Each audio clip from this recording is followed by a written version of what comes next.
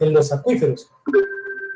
Aquí podemos ver la visión clásica del ciclo. Entonces, que uno podría, como es un ciclo, uno puede empezar por cualquiera de las puntas, por cualquier parte puede ser el inicio, ¿cierto? Entonces, el agua del océano es evaporado producto de la acción del sol. Las dos fuerzas que mueven el agua ante estos procesos de acumulación y de flujo son la energía solar y la fuerza de gravedad. Entonces, la energía solar genera el proceso de evaporación, pero también el proceso de evapotranspiración, que es la pérdida de vapor de agua por parte de las plantas y los animales a través de los procesos de respiración. Ese agua se mueve por la atmósfera y se dan procesos de condensación. El agua de la atmósfera se condensa y precipita como agua en forma de lluvia o como hielo o nieve. En el caso de los glaciares, cuando hay las nevadas, entonces es una forma de precipitación, pero del agua en estado sólido. Entonces, esa precipitación se puede acumular en los glaciares o se puede derretir en el caso del hielo, o puede fluir directamente en el caso del agua en estado líquido como lluvia y correr superficialmente. Es lo que llamamos la escorrentía, por aquello de escurrir superficial. Entonces escurre a través de ríos, quebradas, acequias, caños, canales y demás.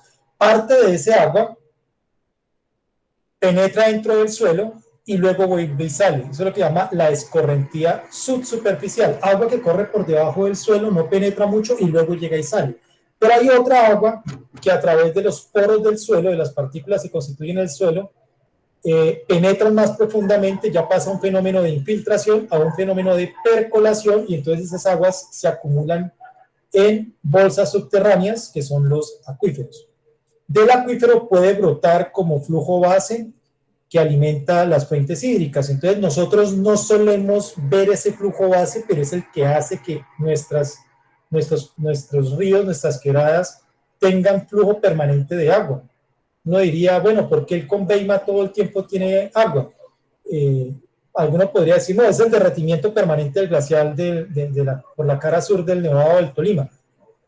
Y no necesariamente, porque hay una cantidad de quebradas, La Plata, La Platica, Cay, el Villar, etcétera, que no nacen en el glaciar y sin embargo tienen agua la mayor parte del año, incluyendo los periodos en que no hay lluvia. Entonces, poseen agua porque debajo de la tierra, en el suelo y en el subsuelo, hay agua acumulada que fluye hacia afuera y entra a alimentar esos cauces. Esos cauces llegan y se puede acumular el agua en lagos, lagunas y en océanos. ¿Listo? Esta es la representación clásica que nos han enseñado a todos sobre el flujo del agua. De hecho, esta es de la United States Geological Survey, que es el Servicio Geológico Norteamericano. O sea, no estamos hablando de cualquier institución. Es una institución pues, de alto reconocimiento mundial y sin embargo carece de algo fundamental. ¿Qué le falta a este ciclo del agua, profesores?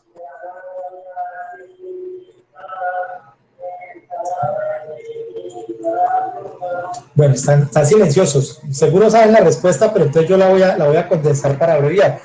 Aquí no hay presencia humana. Es como si el ciclo del agua se moviera entre esos procesos de acumulación y de flujo solamente impelida o movida por la energía solar y la fuerza de gravedad, como si la acción humana no alterara ese ciclo. Entonces lo que nos hemos dado cuenta es que el ciclo hay que verlo de otra forma, como un ciclo hidrosocial. El ciclo del agua, además de estos fenómenos naturales que preceden la existencia de la especie humana y el surgimiento de la cultura, cuando aparece la especie humana, nosotros como especie somos de las pocas que hemos logrado afectar la totalidad del planeta. La litosfera, es decir, la tierra firme, la hidrosfera, las aguas, y la atmósfera. Entonces, por eso algunos autores hablan de que estamos en el capitaloceno, es decir, han equiparado la acción o el antropoceno, llaman otros, han equiparado la acción de la especie humana sobre la faz de la Tierra con los efectos que han tenido las eras geológicas, los eones, las eras, los periodos geológicos. Entonces, cada vez que hay un cambio de eón, se ha presentado un fenómeno significativo de variación, por ejemplo, en la composición de gases en la atmósfera. En la época de los dinosaurios, por ejemplo, hubo cerca de 7.000 partículas por millón de dióxido de carbono. casi 18 veces más que la que tenemos hoy en día. Hoy en día estamos aterrados por 400 partículas, pero cuando los dinosaurios hubo 7000 y la temperatura del planeta no necesariamente era más alta. Entonces les planteo esto porque todavía hay un debate abierto sobre las causas del fenómeno llamado calentamiento global. Otro asunto es el debate político, ¿no? El debate científico todavía está mirando qué es lo que lo está causando. Entonces, antes de que la especie humana apareciera, habían grandes fenómenos que se daban por procesos naturales, grandes cataclismos, erupciones de grandes volcanes, movimientos de placas tectónicas. Entonces recuerden, por ejemplo, en el caso de la litosfera, inicialmente en el planeta de una gran masa de tierra llamada Pangea. Pan, todas, Gea, tierras, todas las tierras en un gran continente. Luego él se rompe, surge el océano Atlántico, ¿sí? Surgen otros océanos, surgen los continentes. Entonces esos cambios en la litosfera y en la hidrosfera, asociados a cambios, a procesos geológicos de gran magnitud, como la tectónica de placas y el vulcanismo, han dado orígenes a eras, eones, eras, periodos geológicos. Entonces ellos suelen terminar en seno. Resulta que la especie humana, a través de su acción, ha logrado afectar la concentración de gases en la atmósfera, la distribución y las características físico-químicas y microbiológicas del agua en todo el planeta, ¿cierto? Y ha afectado la superficie de la Tierra. Y entonces dicen, la acción de la especie humana, que es una especie relativamente joven, los estudios más recientes dicen que el Homo sapiens, dicen algunos doblemente sabio, yo digo sapiens, como dice Sigmund Bauman, sapiens demens, pensamos pero estamos locos y por eso estamos destruyendo nuestro hábitat. La acción de la especie humana, que tiene alrededor de 200.000 años, el Homo sapiens tiene en menos de 200.000 años de existencia en el planeta, según el libro reciente de Yuval Noah Harari, de Animales a Dioses. En esos pocos milenios, en esos cientos de miles de años que llevamos como especie en el planeta, hemos causado afectaciones en la hidrosfera, la litosfera y la atmósfera, que hace que se esté hablando de un nuevo periodo geológico, que es el del antropoceno. Antropos, humanidad, seno, entonces es el sufijo para distinguir con periodo geológico. Entonces estamos hablando de una era, un cambio equiparable con un periodo geológico, pero en este caso inducido por la acción de la especie humana. Otros preferimos decir, para ser más preciso, que cuando hablamos de antropoceno es toda la humanidad responsable, y sí, todos tenemos parte de la responsabilidad por acción u omisión, pero no somos igual de responsables.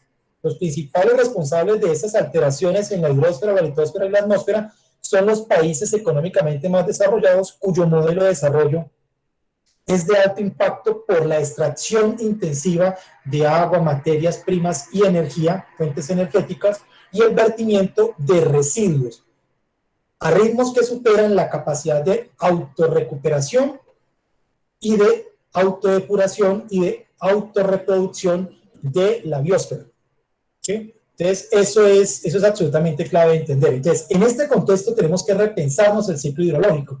Entonces, ya hablamos de un ciclo hidrosocial, porque si bien el agua viene fluyendo a través de periodos, de procesos de evapotranspiración, inducidos por la energía solar, de precipitación, inducidos por la fuerza de gravedad, sigue corriendo a través de ríos, quebradas y demás.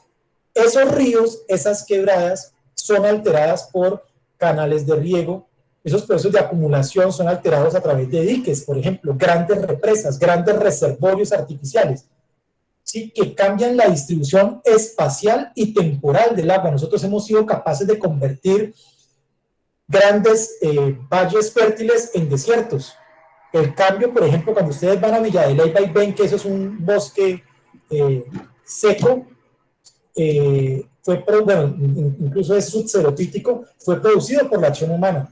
Las narraciones de los primeros colonizadores, cuando la invasión europea en esos territorios, narran la presencia de grandes bosques que desaparecieron producto de la agricultura. ¿Ven? Y hemos convertido también desiertos en inmensas áreas de plantación.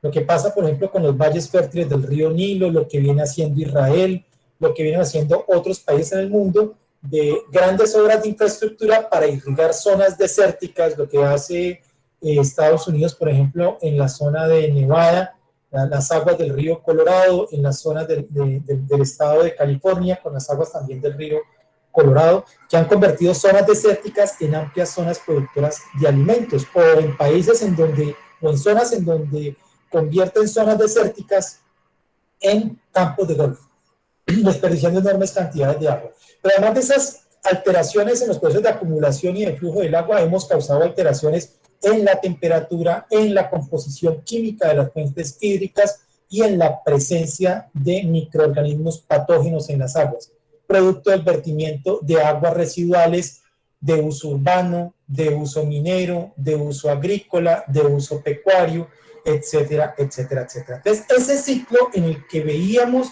la acción simplemente de fuerzas y de fenómenos naturales se ha visto alterado por la acción humana, entonces necesitamos hablar de un ciclo hidrosocial. Entonces, esa es la perspectiva de nosotros. Entonces, el ciclo hidrosocial lleva a hablar de un territorio hidrosocial. Entonces, ¿cuál es el territorio hidrosocial? El territorio hidrosocial es el espacio en el que se desarrolla el ciclo hidrosocial. Y en ese espacio se presentan varios fenómenos. El primero es el ciclo hidrológico, que es la base de todos. Entonces, el ciclo hidrológico es aquel a través del cual, que primero vimos, la radiación solar y la fuerza de gravedad, así como otros factores fisicobióticos, como la infiltración, la percolación, la evapotranspiración, regulan los procesos de flujo y acumulación del agua, lo que explicaba en la primera diapositiva. Pero además de ese ciclo hidrológico hay un sistema técnico, un sistema de infraestructuras artificiales que alteran las condiciones fisicoquímicas y el flujo natural del agua. Entonces tenemos canales, diques, represas, reservorios, sistemas de trasvase. ¿Sí? Entonces sacamos las aguas de un río y las llevamos al otro. Acá en el Tolima tenemos, por ejemplo, el trasvase del río Guarinó. Procesos de captación y de conducción. Entonces coge el río Guarinó y se lo trasvasa al río La Miel para alimentar las aguas de la represa La Miel 2.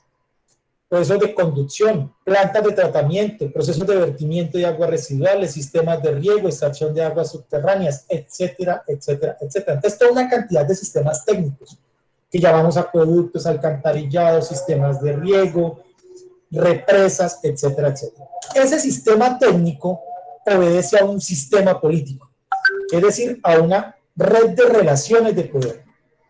Esas relaciones de poder son asimétricas entre actores económicos, políticos, sociales, comunitarios, institucionales, gubernamentales, etcétera, étnicos, que disputan, se pelean, se enfrentan por acceder al agua, usar el agua, aprovechar el agua, significar el agua.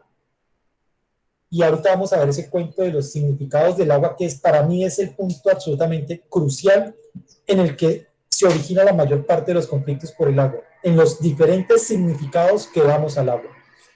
Los derechos, se disputan el derecho al agua, que aunque Naciones Unidas lo reconoció como un derecho fundamental, muchas veces es un derecho que es sacrificado en función de intereses económicos. Se disputan las normas, la autoridad, quién decide quién tiene acceso al agua y quién no. Eso es uno de los factores de disputa en el caso de las relaciones de poder. Los discursos frente al agua, de los cuales vamos a ver ahorita un par de ejemplos. Y entonces todos en conjunto configuran lo que es el territorio hidrosocial, que es el escenario para resignificar, ejercer gobernanza y sustentabilidad del ciclo hidrosocial y la justicia hídrica.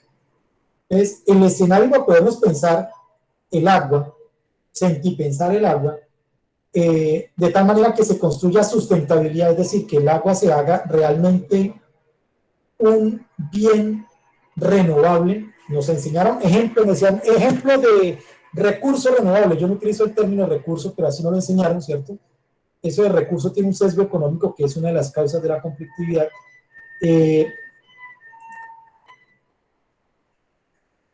Nos enseñaron que es un recurso y por lo tanto puede dársele un valor económico, convertirse en mercancía, y se convirtieron los intereses económicos en la razón principal del Estado para la toma de decisiones. Entonces se niegan los derechos a los humanos y a los no humanos de acceder al río, de acceder a la lluvia, como pasó en Cochabamba, que prohibieron la captación de agua lluvia para consumo humano en el municipio de Cochabamba, en Perú, para favorecer los intereses de una multinacional canadiense llamada Bechtel, a quien le habían entregado el manejo del acueducto municipal de Cochabamba.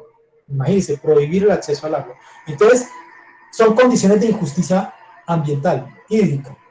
Entonces, decimos el espacio para pensarnos la justicia hídrica, es decir, esas condiciones en las cuales los humanos y los no humanos pueden acceder en condiciones de cantidad y de consumo adecuado al agua. ¿Listo? Entonces, y darle sustentabilidad, es decir, hacerlo permanente en el tiempo. Entonces nos ponían el ejemplo, era la idea que estaba desarrollando, de que el agua es un bien renovable. Y la verdad es que el agua no es renovable. Tiene un ciclo, pero no es renovable. Porque eso depende, la renovabilidad, en el caso del agua, depende que el ritmo del ciclo, el ritmo de autodepuración del agua, sea mayor que el ritmo de extracción y de contaminación. Y tenemos muchísimas condiciones en el mundo, ejemplos, podemos citar, aquí en Ibagué podemos citar varios ejemplos de casos en los cuales los procesos de vertimiento de aguas hacen que el bien hídrico no sea utilizable, no sea de consumo humano. Miren el río Chipal o las quebradas que lo surten, como en las partes altas son bebibles, pero cuando atraviesan el casco urbano se convierten en cloacas a cielo abierto. El río Conveima, el río Opia, el río Alvarado, el río Opia que desde su mismo nacimiento es convertido en una alcantarilla a cielo abierto. Entonces, hay la misma cantidad de agua en el mundo, el agua es constante, la materia ni se crea ni se destruye, solo se transforma, entonces son los mismos 1.400 millones de metros cúbicos de agua que hay en el planeta, pero la disponibilidad y las condiciones de uso se han visto tan seriamente alteradas que el agua ya no puede ser concebido como un bien renovable. Bueno, entonces vamos a entrar en materia del asunto de las representaciones del agua. Entonces, alrededor del agua hay múltiples representaciones, no solamente el agua como recurso natural. Esa es una de las que nos han vendido y la que nos quieren imponer. Y ya vamos a ver para qué y cuáles son las consecuencias de ese discurso. Pero otros consideran que el agua es un bien común. ¿Qué implica que el agua es un bien común? Tres cosas. Uno, que todos necesitamos de ellos. Prácticamente no existe forma de vida en el planeta que no dependa del agua. Hay formas de vida en el planeta para las cuales el oxígeno es tóxico, pero no se ha encontrado forma de vida en el planeta que no dependa del agua. Es decir, el agua es un bien común porque realmente hay una metáfora que habla de la trama de la vida, ¿no? Como todos los hilos de las formas de vida existentes se tejen y cómo todos interdependemos en esa trama de la vida. Resulta que el agua, decimos algunos, cada vez más afortunadamente, que el agua es ese hilo con el que se teje la trama de la vida.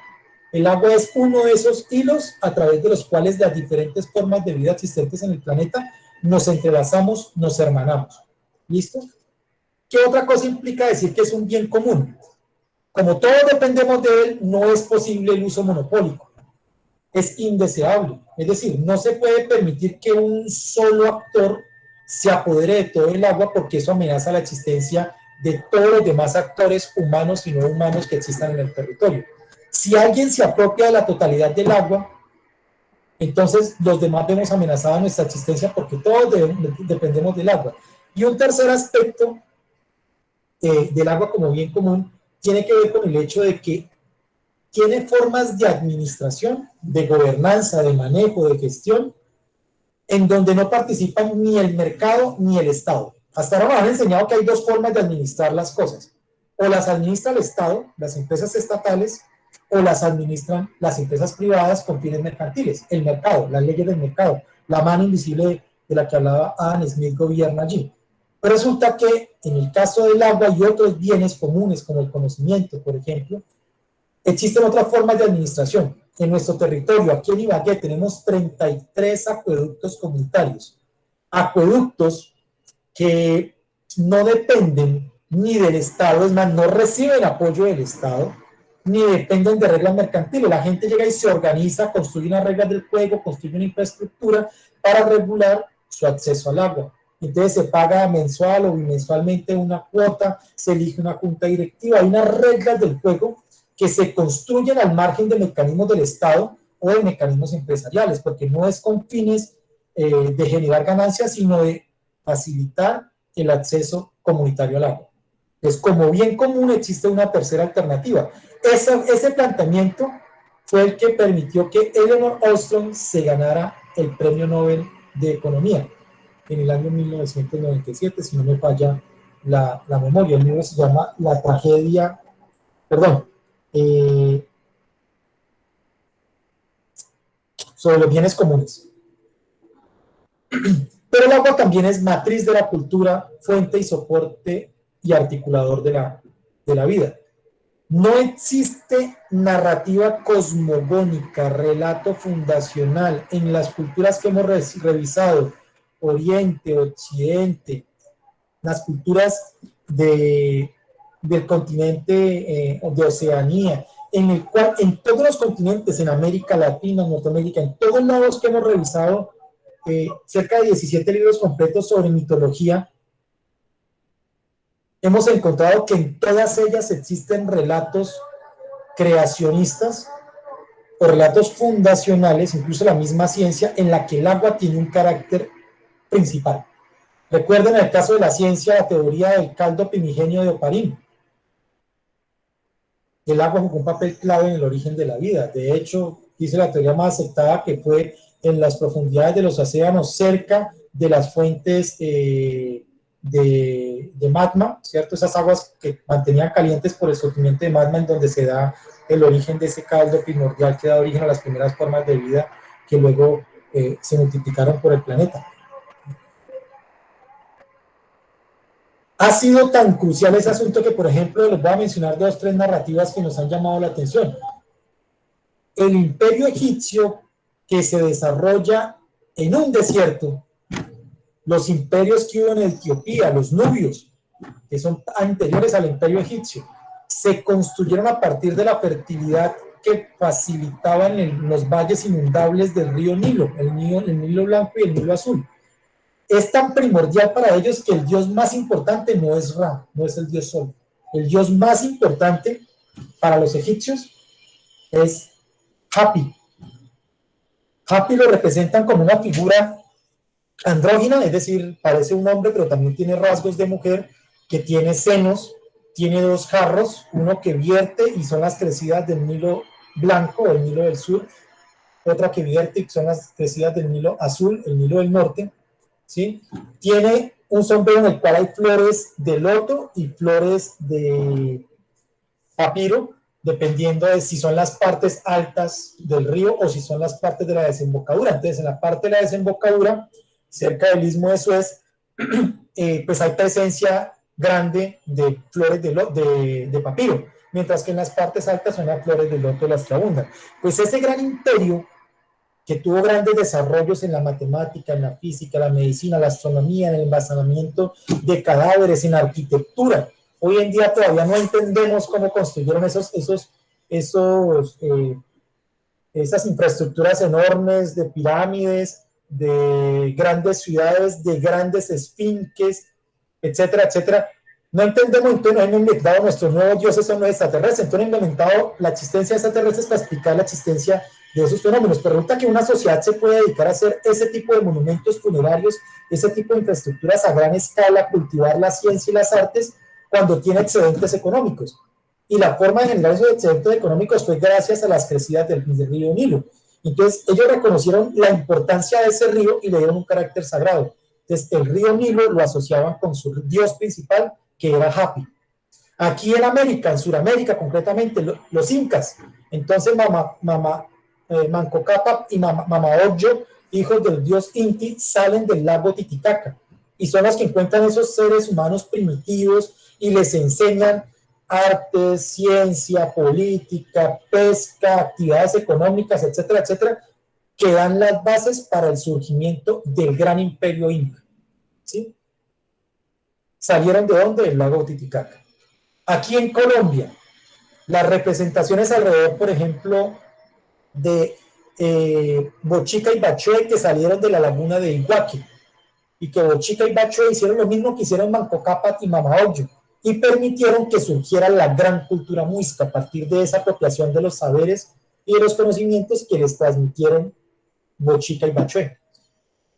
En la narrativa que le da un carácter sagrado al salto del Tequendama, ¿sí? Esa caída de agua que se origina cuando hay una gran inundación en el altiplano cundiboyacense, entonces los chichas van y buscan a Bochica, le dice, Bochica, estamos inundados, estamos aguantando hambre, estamos jodidos, ayúdame. Entonces él se va con el báculo de madera que carga, golpea la roca se abre y se crea el salto del Tequendama, y por eso ese salto, al igual que la laguna de Tota, tiene un carácter sagrado para los muiscas.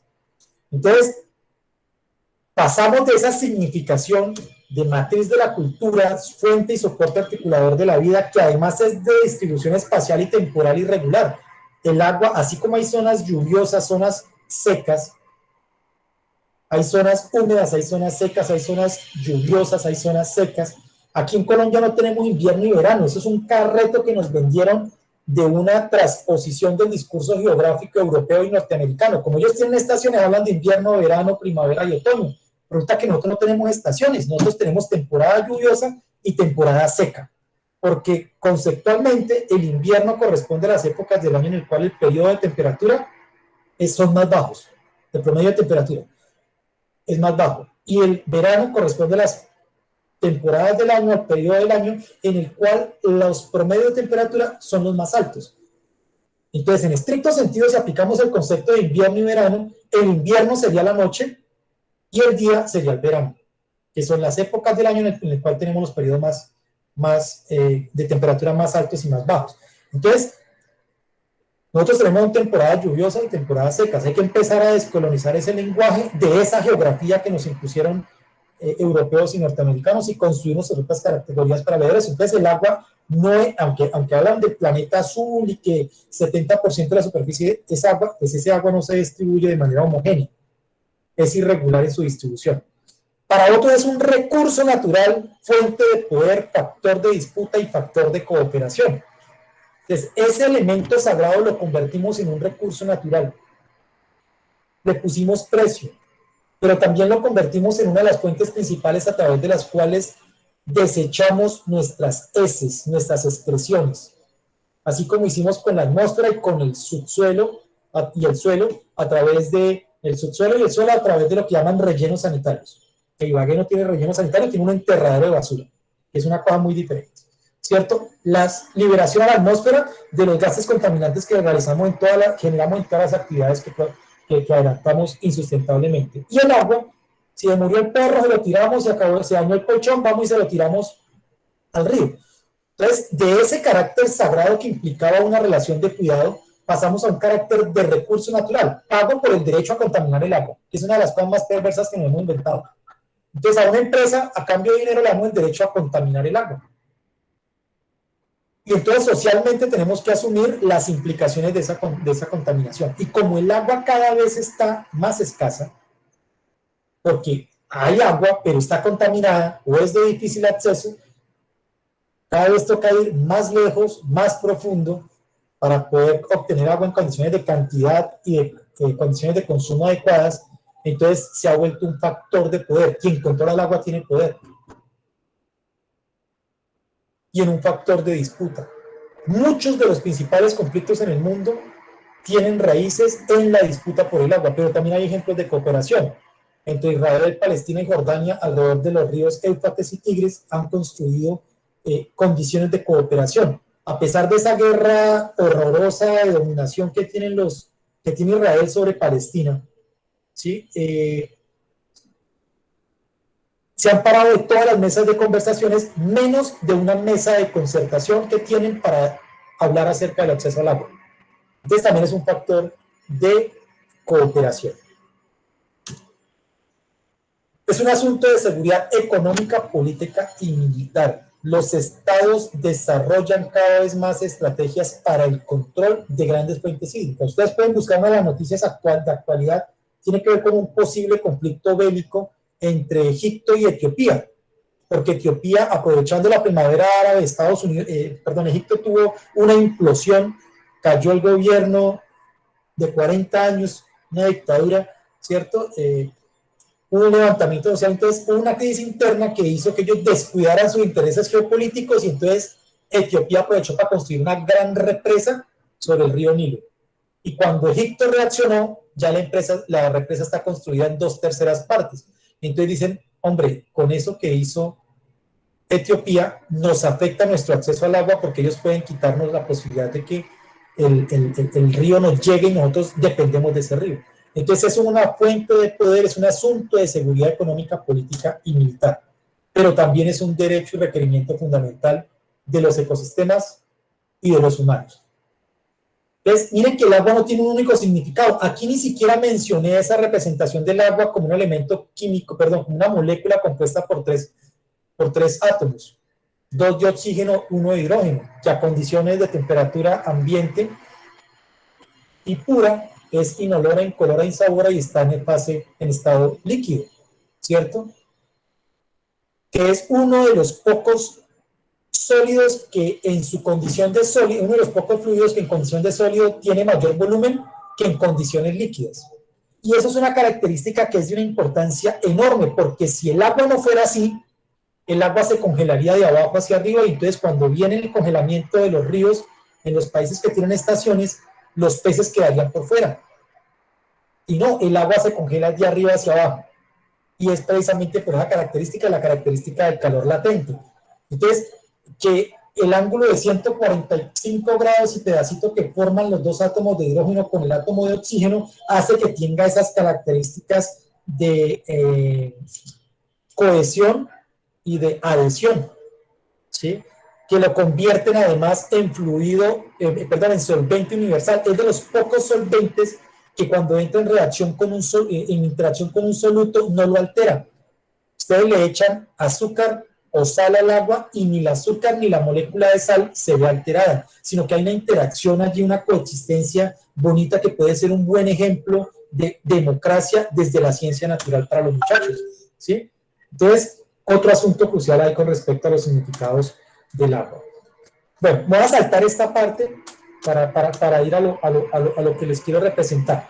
Hay una cantidad de discursos frente al agua. Entonces, para algunos el agua es fuente de vida, para otros es un recurso económico, para otros es un derecho humano fundamental, es una fuente de poder y disputa, para otros el agua es sagrada, para otros el agua es un bien común, pero me quiero sentar en dos discursos por las implicaciones, la fuerza y las implicaciones que tiene. El discurso del uso eficiente del agua y el discurso de la calidad y potabilidad del agua. Permítanme un segundo, yo voy a activar acá el punterito. Bueno, entonces, el discurso del uso eficiente, empecemos por acá. Se ha dicho que como el agua está escasa, entonces toca hacer eficiente el uso. Y uno dice, claro, no desperdiciar el agua. ¿Quién está en contra de eso? Resulta que eso tiene unas implicaciones políticas enormes. Porque cuando el campesino va a pedir agua, en una zona como la meseta de Ibagué, para poner un ejemplo así pequeño, así muy cercano a nosotros, empiezan a mirar, bueno, pero es que ustedes desperdician mucha agua, en cambio el agricultor, el gran agroindustrial, el gran terrateniente, el dueño de la hacienda San Isidro, el dueño de estas grandes extensiones de tierra mecanizables y demás, donde hay monocultivos de arroz principalmente, hay ganadería vacuna, ellos tienen agricultura de precisión, tienen riego de precisión, riego por gravedad, por goteo, etcétera. Tienen lo último en tecnología, ellos son más eficientes, entonces le dan más agua al que más tierra tiene, entonces son factores de exclusión. El discurso del uso eficiente del agua es un discurso que, en la forma como está siendo aplicado, reproduce las condiciones de sobreacumulación de la riqueza en unas pocas manos. Antes, la disputa principal era por el control de grandes extensiones de tierra. Se daba por descontado. Como hay tanta agua, la preocupación del agua no importaba mucho. Casi toda extensión de tierra tenía acceso al agua sin ningún problema. Hoy en día se han hecho más conscientes de que tierra sin agua no vale nada. Y entonces se dan grandes estrategias para la apropiación de derechos de uso del agua. Y Ibagué tenemos ejemplo de eso en cantidades, ¿sí? De los 31 metros cúbicos de agua que tiene disponible la cuenca del río Coello, en su afluente principal, un solo actor llamado Uso Coello tiene 10 metros cúbicos de agua por segundo, 9.8 para ser exactos. Uno solo se queda con la tercera parte del agua del río Coello. y el restante nos lo tenemos que repartir entre todos los demás, para consumo humano, para los otros agricultores en las otras zonas, ¿cierto? Entonces, las grandes haciendas tienen sus propios sistemas de riego. El caso del sistema de riego de la hacienda San Isidro y el canal La Serna, que nos pasea el agua por medio Ibagué para llevarle a la hacienda de La Serna por allá en la zona de Buenos Aires. El otro discurso de grandes implicaciones es el discurso de la calidad y la potabilidad. Voy a hacer un paralelo. Recuerden, profes, ustedes ya somos contemporáneos con varios de ustedes. Cuando en la década de los 90, con el discurso de la calidad, fue perseguido, fue proscrito el trabajo como jarreador de leche. A mí me demandaba con una cantina y unas monedas a que cuando pasara el señor de la leche, así como el de la mazamorra, a comprarle, deme una botella, 2 botellas, deme tanto.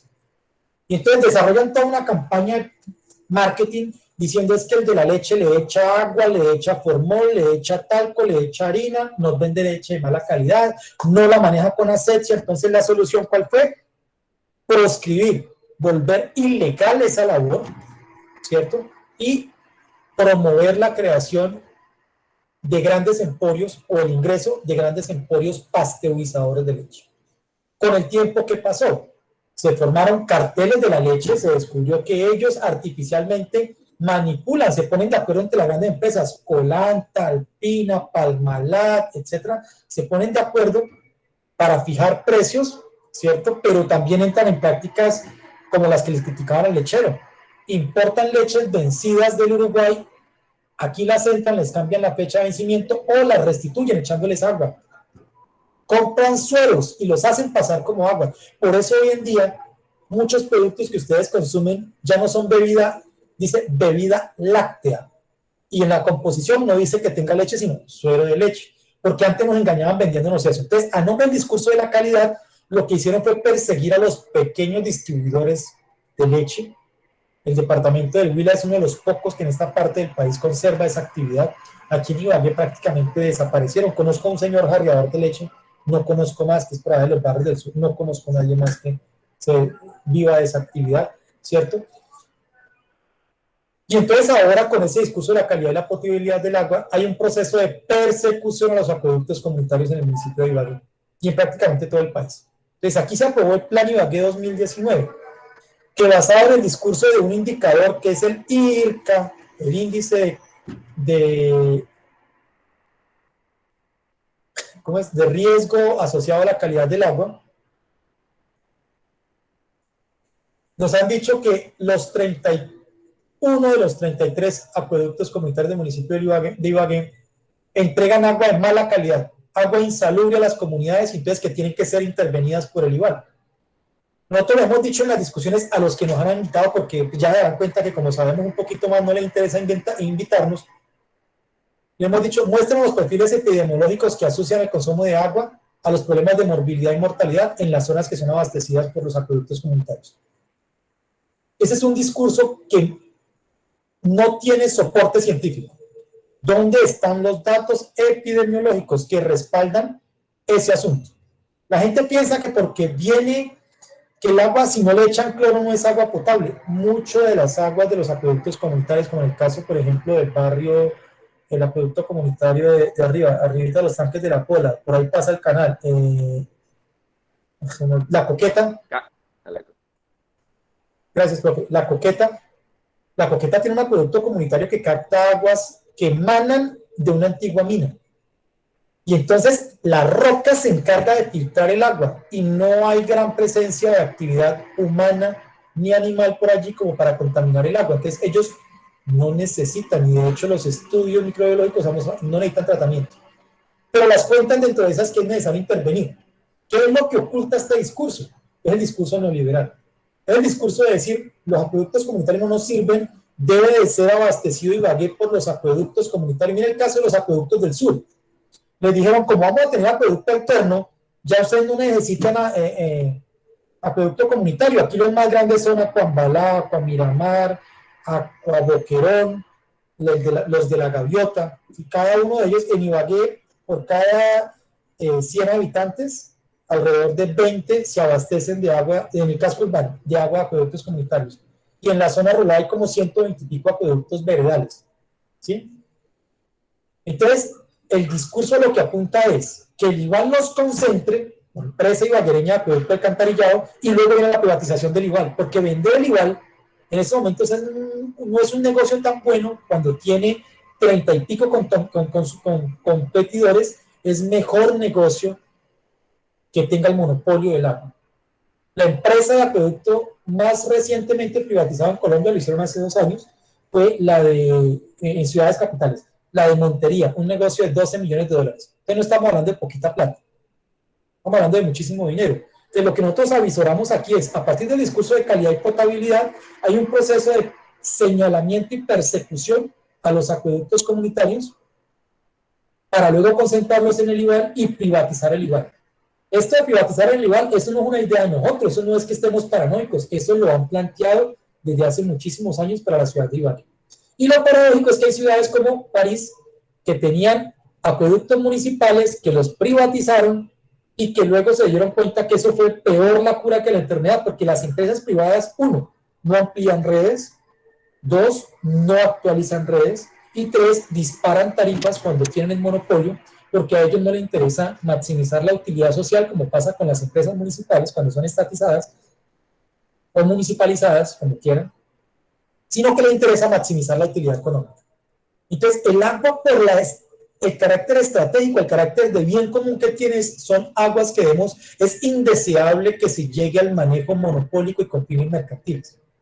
El discurso de la calidad y la potabilidad del agua también ha servido, por ejemplo, para que el negocio del agua embotellada sea un negocio lícito con utilidades de negocio ilícito.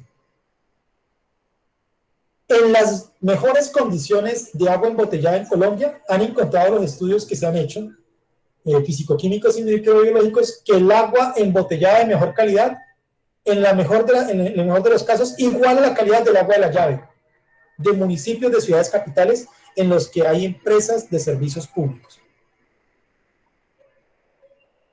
Pero nosotros nos vendieron la idea de que tomar agua de la llave, mejor dicho, me da diarrea, me puedo morir.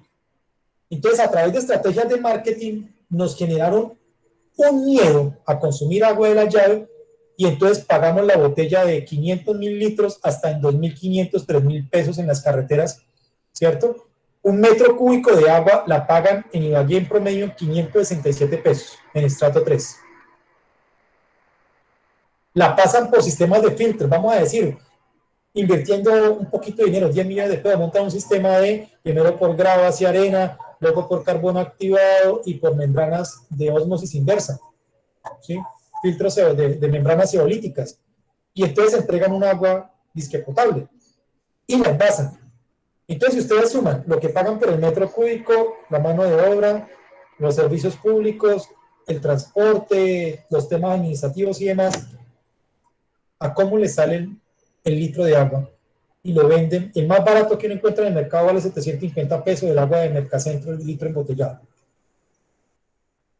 Entonces, o sea que el metro cúbico saldría en 750.000 pesos a precios de mercado. En el caso de estas marcas propias, Mercacentro, el Éxito también tiene un agua de un valor, de un precio similar. Pero aguas como Manantial, entre otras, Brisa, hacen utilidades muchísimo más grandes. Y ellos no pagan, sino que controlan nacimientos. Las montan en las zonas rurales. En estos días yo practico ciclomontañismo y la semana pasada me vine a ser consciente de que en la ruta que hay subiendo a la tiendita de la Martinica, al lado derecho de la vía, hay un sistema de filtros con membranas zeolíticas, carbón activado y demás. Yo dije, ahí debe haber una planta de embotellamiento. Y hasta que no va a descansar hasta que no confirme o descarte esa idea. Entonces, es un gran negocio. Cuando lo montan en la zona rural, les sale más barata el agua todavía. Y las amenazas de que el agua tenga contaminantes son menores, ¿sí? Entonces, estos dos discursos, el del uso eficiente y el de la calidad y potabilidad del agua, que pueden a primera vista para un desprevenido sonar maravillosos, es altamente complicado. Entonces, miremos el caso de Ibagué, profes, en los 10 minutos que me quedan. Municipio de Ibagué, ¿cierto? La figura del perrito, yo siempre les digo, como estrategia memotécnica para los muchachos, el croquis de los límites político-administrativos de Ibagué se parece a un perrito. Miren la orejita, la trompita, la espalda, la colita, la patica trasera, la manito delantera, y es un perrito y no una perrita, ¿cierto? Aquí están representados, bueno, los límites. Entonces, por el norte Alvarado, el oriente, perdón, por el norte Anzoátegui, el oriente Alvarado, Piedras y Coello. Por el sur limitamos con San Luis, Valle de San Juan, Rovira. Por el occidente, Cajamarca y municipio de Salem. Son alrededor de 145.000 hectáreas de extensión, 145 kilómetros cuadrados. Perdón, 1.450 kilómetros cuadrados. El gran centro poblado de Ibagué y una serie de ríos, el río San Romualdo por el norte que se junta con el río La China, aquí adelantico, abajito de China Alta, que ni siquiera aparece en el mapa. Eso me ha llamado muchísimo la atención. Por aquí quedaría China Alta. La mitad de China Alta está en Ibagué y la otra mitad está allá en Anzoátegui. De hecho, hay veredas China Alta en Anzoátegui y aquí en Ibagué también. Bueno, el río San Romualdo, el río Conveima, que es el que más conocemos nosotros, el río Chipalo, el río Alvarado, allá por el nororiente de Ibagué, el río Toche, que recibe las aguas del río Tochecito ahí, arribita del centro poblado de Toche, que hace límite entre Ibagué y Cajamarca, y que luego, junto con el río, por acá vendría el río Bermellón, aquí viene el río Anaime, entonces donde se juntan el río, las aguas del río Bermellón, que viene por acá, con las aguas del río Anaime, que vienen acá juntos, con las aguas del río Toche y Tochecito, que viene acá, aquí surge el río Coello. El río Coello no le he descubierto nacimiento, porque el río Coello surge de la interacción de la acumulación de las aguas de estas cuatro fuentes hídricas, Toche, Tochecito, Bermellón y Anaime. Y luego viene por acá, hace límite con todos estos municipios y continúa hasta su desembocadura en el municipio de Flandes. Alimenta el distrito de riego más importante del departamento del Tolima y uno de los 4 distritos de riego más grandes del país. Pero resulta que este sería el territorio hidrosocial del municipio de Ibagué, que tiene, además de las fuentes hídricas superficiales, aquí vemos además una cantidad de quebradas, que me olvidé mencionar, una cantidad de fuentes, vasos comunicantes que llevan gran cantidad de agua a estas fuentes, a esta fuente principal. Pero además de las aguas superficiales, parte de la riqueza de Ibagué tiene que ver con el hecho de que es el municipio que más extensión posee sobre el acuífero de Ibagué, que es uno de los 4 más grandes acuíferos de Colombia. En Colombia se han descubierto 61 acuíferos. El de Ibagué, y eso que se ha rastreado el 60% del territorio nacional, hay un 40% todavía por rastrear, pero el acuífero de Ibagué, este acuífero que ustedes ven acá con límite verde y un color azul verdoso, ese acuífero, bueno, se me olvidó mencionar el río Opia también, que nace acá en Ibagué, nace ahí en un humedal que hay en el barrio Villacafé. De hecho, el martes vamos a hacer un recorrido porque están negando que eso sea un río y dicen que él no tiene nacimiento, sino que esos son unos canales que crearon los arroceros no hace cuánto tiempo. Vamos a ir a hacer un recorrido con la comunidad de allá que se organizó en una asociación que se llama Amigos del Río Opia. Este acuífero se encuentra más o menos a 100 metros de profundidad, debajo de nuestros pies, profes. La velocidad de percolación, de infiltración y de percolación, lo que llaman el coeficiente hidráulico, es de 3 metros por día. Es decir, por efecto de la fuerza de gravedad, una gota de agua que cae hoy y empieza a penetrar por el subsuelo, por el suelo del subsuelo, se va a demorar 33 días aproximadamente en llegar al acuífero. ¿Qué son 33 días? Por efecto de la gravedad, que se va a tardar esa gotica atravesando los poros, la roca y lo demás del subsuelo de Ibagué para llegar a llenar este acuífero. Es uno de nuestros patrimonios hídricos más grandes. De hecho, uno de los nombres que tienen los acuíferos son reservorios, son reservas de agua. Como nosotros ya volvimos añicos, los convertimos en alcantarilla a filo de agua, a cielo abierto, perdón, el río Conveima, el río Opia, el río Chipalo, el río Alvarado, son alcantarillas a cielo abierto. Entonces ahora empezamos a echarle mano al acuífero de Ibagué. Vamos a ver qué implicaciones tiene eso. Entonces Ibagué tiene esta situación, profes. Permítanme, me salto acá. Ibagué tiene esta situación. Nosotros ordenamos el manejo del agua a través de lo que llaman PONCAS, planes de ordenación y manejo de las cuencas hidrográficas. Los PONCAS se hacen, como su nombre lo indica, para una cuenca. La cuenca se delimita con base en las zonas más altas, a partir de las cuales la lluvia corre en un sentido o en otro. Me explico. Una gota de lluvia que cae a este lado de esta línea roja, que es el límite de la cuenca, entre la cuenca del río Coello y el río Totare, una gota que cae a este lado por efecto de la gravedad va a correr hacia el río Totare, a través de las quebraditas, a través del río Alvarado, del río Chipalo, bueno, de diferentes afluentes, va a llegar por efecto de la gravedad al río Totare. Una gota que cae a este otro lado va a correr y va a terminar en el río Coello, y de allí al río Magdalena. El río Totare también lo va a llevar al Magdalena. Entonces miren cómo artificialmente el casco urbano de Ibagué está partido en tres cuencas, la del río Coello, la del río Totare y la del río Opio. Tres planes de cuencas. El Opia no tiene plan de cuenca, el Totare sí y el Coello sí. Cada cuenca tiene su propio consejo de cuencas, que tiene un carácter consultivo. Y estos consejos de cuencas no se dialogan.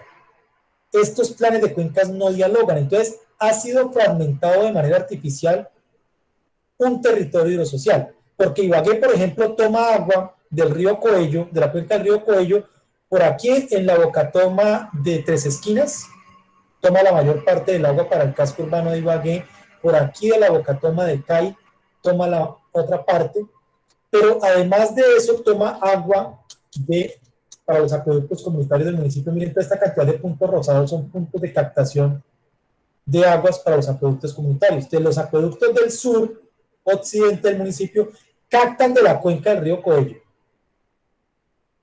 de quebradas que hacen parte de la cuenca del río Coello. Las del norte de Ibagué captan de quebradas que hacen parte de la cuenca del río Chipalo. Y esos dos planes no conversan. Entonces, el concepto de cuenca para el manejo del agua en Ibagué no nos sirve, porque Ibagué hace trasvase de aguas. Nosotros llegamos y recogemos a través del acueducto la mayor parte de agua del río Coello, pero cuando vertemos las aguas residuales, la mayor parte no vuelven al Coello, sino que van a dar al río Chipalo o al río Opia o al río Alvarado. ¿Sí ven? Entonces, necesitamos pensarnos estos territorios en otra categoría espacial que nos permita poner a conversar esos planes. ¿Listo? Entonces, Ibagué, 33 acueductos comunitarios. El acueducto, de los cuales hay dos de batallones, ¿no? Por acá el de la Sexta Brigada y por acá el del batallón RUT que toma agua de la quebrada de la Volcana. El batallón RUT tiene su propio acueducto. Entonces son 33 acueductos diferentes del igual. Acá con el del igual serían 34, pero dos son de uso militar. El de la Sexta Brigada, el batallón Francisco Antonio Sea, y el de el batallón RUT. Pero miren esta cantidad de estrellitas. Estas estrellas lo que indican son los puntos de vertimiento de aguas residuales autorizados en Ibagué. 281 puntos de aguas residuales. Entonces, Cortolima ha dado permisos para que botemos las aguas servidas de diferentes usos, principalmente de consumo humano, en estos puntos de acá. Esto está georreferenciado. Esto es con coordenadas. Esto no es a ojo. ¿Listo? Los puntos de color rojo son los puntos de vertimiento que tiene autorizados el IVAL, 220 y pico de los 281. Y los puntos de color amarillo son los puntos, las estrellitas de color amarillo son los puntos de vertimiento de aguas residuales autorizados para los acueductos comunitarios. Entonces miren por qué decimos nosotros que están convertidos en alcantarillas a cielo abierto, porque es que Ibagué no tiene sistema de alcantarillado. Un sistema de alcantarillado lo que implica es el proceso de captación de las aguas servidas, conducción, tratamiento y disposición en la fuente hídrica en la cual se va a vertir el agua tratada. En Ibagué pagamos con el recibo de alcantarillado, pagamos la tasa retributiva. Y la tasa retributiva está entrando a engrosar artificialmente las utilidades económicas del IVAL, porque el IVAL no está invirtiendo en tratamiento. Les voy a contar una anécdota así rápidamente que es muy fuerte, pero creo que me ahorra un poco de discurso. Yo viví en el Chocó varios años y compartí con comunidades indígenas. Cuando Llegué allá por primera vez, de las primeras cosas que me llamó la atención fue que pregunté por sanitarios y me di cuenta que las casas no tenían sanitario y me dijeron, no, nosotros hacemos nuestras necesidades fisiológicas en el río. Entonces yo, ¿cómo carajo le van a hacer eso al río? Yo aguanté como 5 días y ya después no pude, me tocó sucumbir y hacerlo en el río. Cuando regresé después de varios años de ir por allá, aquí en Ibagué hice la siguiente reflexión un día que descargué el baño. Yo dije, ¿cuál es la diferencia entre el indígena que hace su deposición directamente en un río sano, porque son ríos con una calidad ambiental muy buena? Es un río que está sano, tiene una capacidad de autodepuración, por los fenómenos de oxigenación, por la presencia de biomasa y demás. Esos vertimientos de materia orgánica son procesados y él se autodescontamina en 200 metros. En un tramo de 200 metros, esa materia fecal que es depositada, esas excretas que son depositadas, dejan de ser contaminantes y son absorbidas por las cadenas tróficas. Entra a ser parte de la cadena trófica. Pero resulta que nosotros aquí en Ibagué y en la mayor parte de nuestras ciudades creemos que ellos son salvajes porque se ensucian directamente en el río, cuando nosotros, lo que pasa es que cuando descargamos el baño tenemos un sistema técnico que hace el trabajo sucio por nosotros, porque no le hacemos seguimiento a lo que pasa con nuestras espetas. Descargamos el baño y sí, se va por un sistema moderno o no tan moderno de conducción de las aguas servidas, pero más abajito se las sueltan a las fuentes hídricas. Lo hacen donde no los vemos o donde no nos ofenden por sus olores. En muchos casos, ¿no? Hay casos en donde sí los vertimientos, por ejemplo, en el caso del Hato de la Virgen, la Quebrada La Pioja, otras, en donde sí hay presencia de olores ofensivos, el río Chipalo, olores ofensivos precisamente por el vertimiento de esas excretas. Entonces, el igual prefiere pagar por el derecho a contaminar. Y todas son las consecuencias perversas de esa visión mercantil, de esa visión de cambiar valores por precios. Bueno, tal. Bueno, eso fue un trabajo que hicimos donde caracterizábamos cuáles de los acueductos comunitarios tienen plantas de tratamiento y cuáles no. Entonces, estos son acueductos comunitarios, los de rojo, los que no tienen planta de tratamiento, y los de verde sí tienen algún tipo de tratamiento que medio funciona. Otra vez los puntos de vertimiento, eso está repetido. Bueno. Eso fue un trabajo que hicimos para la relación de aguas residuales e instituciones educativas. Los puntos de color verde son sedes de algún tipo de institución que desarrolla actividades relacionadas con la educación. Y estos puntos en color morado son aquellos puntos de vertimiento que les mostraba ahorita. Y entonces aquí las juntamos todas y después hicimos un ejercicio de buffer, identificar los puntos de vertimiento que se encontraban entre 25 y 50, 50 a 35, 35 a 100, hasta 200 metros de distancia. Entonces esto lo que hace es medir distancia a la redonda y ubicar los puntos de vertimiento que están. Entonces encontramos 11 instituciones educativas a menos de 50 metros de un punto de vertimiento de aguas residuales.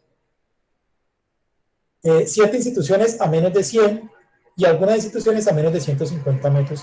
Entonces uno dice, hay que ponerle cuidado a esto porque cuando están a menos de 100 metros los olores ofensivos afectan la calidad de vida y las condiciones para el desarrollo de la actividad formativa en las instituciones educativas. Y lo jodido es que el responsable de esos vertimientos sea una empresa estatal. Y así fuera privada, también eso es muy fregado. Entonces, ese trabajo lo hicimos para visibilizar esos asuntos. Entonces, aquí están las de color rojo. ¿Sí? En el Hato de la Virgen hay varias instituciones que tienen esas situaciones de estar a menos de 50, 100 o 150 metros de un punto de vertimiento. Por acá, por el Salado, también hay varias, etcétera, etcétera. No me voy a detener más en eso. La relación entre agua y extractivismo. Aquí ustedes pueden ver representados las fuentes hídricas principales de Ibagué, el acuífero de Ibagué, y los polígonos de color rojo son títulos mineros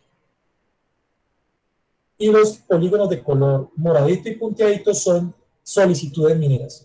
Entonces podemos ver cómo el acuífero de Ibagué en buena parte está actual o potencialmente amenazado por la actividad minera. Estas son zonas de hidrocarburos. Las zonas de color amarillo son convencionales. Estas son zonas de hidrocarburos con técnicas tradicionales. Y las zonas grises son hidrocarburos que se extraerían por técnicas no convencionales, lo que se conoce como fracking. Miren esta zona noroccidental del acuífero de Ibagué, estaría amenazado por esa situación. El tema de la palma aceitera, hicieron unos estudios el Ministerio de Agricultura a través de la Unidad de Planificación Rural y Agropecuaria, la UPRA, hizo unos estudios para identificar el potencial del establecimiento de plantaciones de palma aceitera en Colombia. Clasificaron las zonas en 5 tipos: zonas en donde ecológicamente no era viable, legalmente no era viable, zonas de potencial bajo, medio y alto. Aquí en este mapa ustedes ven las zonas de potencial alto de color vino tinto, y las zonas de color rosado son de potencial medio para palma aceitera. Entonces, gran parte de lo que es el distrito de riego, sí, gran parte del distrito de riego de Uso Coello en la zona de Espinal y Guamo está con un potencial alto para ser reemplazado el arroz y otros cultivos, algodón, sorgo, soya, por palma. Las de color rosado son de potencial medio. Entonces miren cómo la meseta de Ibagué en su mayor extensión sería potencialmente reemplazada por palma aceitera. ¿Cuál es el problema de la palma? El problema no es la planta. El problema es que el modelo de monocultivo lleva concentraciones de hasta 400 palmas por hectárea. La palma, en su proceso de adaptación a las condiciones del medio en donde evolucionó, desarrolló como estrategia adaptativa un proceso de evapotranspiración muy fuerte. Las plantas, para hacer que el agua pase y los demás, todos los fluidos que circulan a través del xilema y del floema, necesita un efecto de succión. Para que estos líquidos suban, algo tiene que hacer el efecto de bombeo. ¿Qué es lo que hace el efecto de bombeo? La dinámica de evapotranspiración. Entonces, cuando la planta a través de los lenticelos pierde gases, vapor de agua principalmente, genera un efecto de succión que hace que estos fluidos asciendan. Entonces, la palma tiene unos niveles de evapotranspiración altísimos, elevadísimos. ¿Qué implicaciones tiene eso? Si yo reemplazo el arroz yo lo siembro por inundación. Entonces, en esta zona yo inundo el terreno durante buena parte del año, y entonces ese proceso de inundación da tiempo para que el agua penetre por el suelo, luego por el subsuelo y vaya y llene el acuífero. Pero si yo le siembro palma, como la palma evapora tanta agua y tan rápidamente, y van a ser alrededor de 400 palmas por hectárea en monocultivo, entonces el agua se va a evaporar demasiado rápido, entonces menos tiempo va a haber para que el agua haga los procesos de infiltración y percolación para llenar el acuífero. Entonces, la palma no es el tipo de cultivo más deseable para esta zona por esas implicaciones ecológicas. La palma no es ni buena ni mala. Ella desarrolló una estrategia adaptativa para el medio en el cual evolucionó. Lo que es perverso es el modelo de producción en monocultivo. Lo mismo pasa con el eucalipto, el pino, porque dicen, es que el cultivo de eucalipto, el cultivo de pino es malo. Sí y no, depende del modelo productivo. Si es el monocultivo, es indeseable. Lo mismo que pasa con el aguacate hash, según estudios recientes. En condiciones de monocultivo, son unas bombas hídricas muy potentes. ¿Listo? Entonces, esta es otra gran amenaza que se viene sobre uno de los principales patrimonios hídricos que tenemos en la ciudad. Entonces, ¿cuál es la tarea, profes? A partir de esto que nosotros tratamos de hacer con ustedes, es compartir lo que hemos podido conocer. Primero, una forma diferente que nos permite leer las dinámicas espaciales, es decir, territoriales del agua, para entender la conflictividad existente, interpretar los discursos del agua y aterrizar todo este discurso a la lectura del ámbito territorial en el cual habitamos, que es el territorio social del municipio de Ibagué, profes. Espero que haya sido de su interés, de utilidad para ustedes, y agradezco de nuevo la invitación de la profesora Alexandra y de la institución educativa Bella Alegría. Muchas gracias.